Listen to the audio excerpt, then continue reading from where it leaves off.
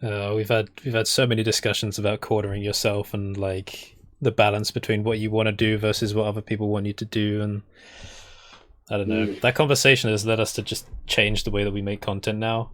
Because right now I'm intentionally shooting myself in the foot by not doing like just Blender content and Blender tutorials anymore, but I'm okay with that. Yeah, what you want to do. Yeah, I'm okay with that because it's so much easier editing like this content, and it's just I more like your new enjoyable. content. Well, thank you. Yeah, Ditto. thank you very I much. do.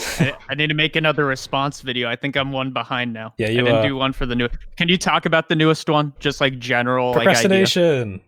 Yeah, that's Yes. a new one. Yes. Procrastination. So while it's fresh in my mind, I said about how in my mind I broke procrastination down into two major types. Procrastination is a big umbrella term, but I call it, there's avoidance and conditional procrastination. Avoidance is where you're avoiding work that you don't want to do because generally the alternative is so much more interesting, like, you know, watching YouTube or playing games and stuff like that.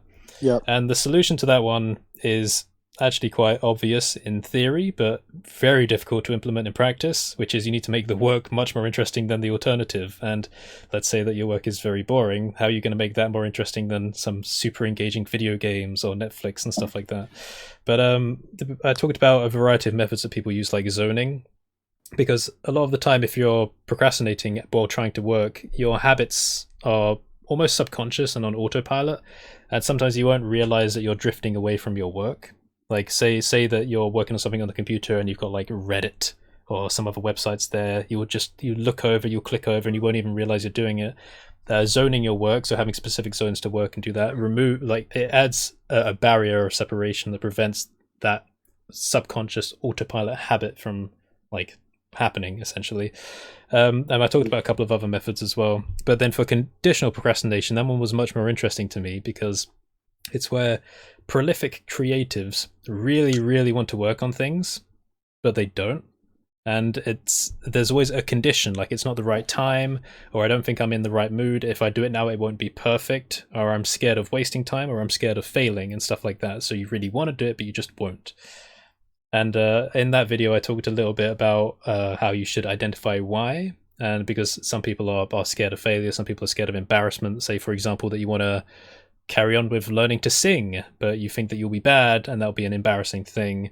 What's really happening there? Is it the fear that you're going to be bad, or is it the fear of what other people will think that's holding you back and stuff like that? And in that case, you don't need to share everything you make with people, etc. and stuff like that.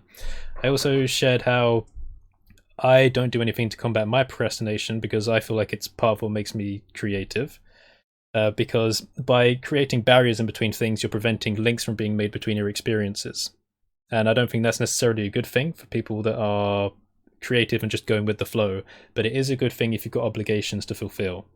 Because for me, I'm allowed to choose exactly what I want to work on. And if something gets too boring, get rid of it. That's how you avoid procrastination. If there's something you're procrastinating from, just eliminate it. Then you're only working on the interesting things. Most people can't do that. So in that video, I essentially said not all of these solutions will work for everyone. You've got to make a decision for what you want to do, your personality, the sort of things you want to achieve, and then experiment, see what works for you. Some people will feel trapped by adding extra layers of organization to their life. However, some people will feel more comfortable, more organized, and less anxious. So that's the general gist of the video. Yep. But Curtis, what if you like you use these methods, right? So you eliminate anything you're kind of avoiding, right? But what if you like eliminate everything, Curtis? Then you have nothing. What if you the universe? I'm just floating Selling around. all my earthly possessions. Yeah. What if you eliminated your YouTube channel, man? But oh no. But it has. I've thought about it. I don't know why, but I have thought about it. For real?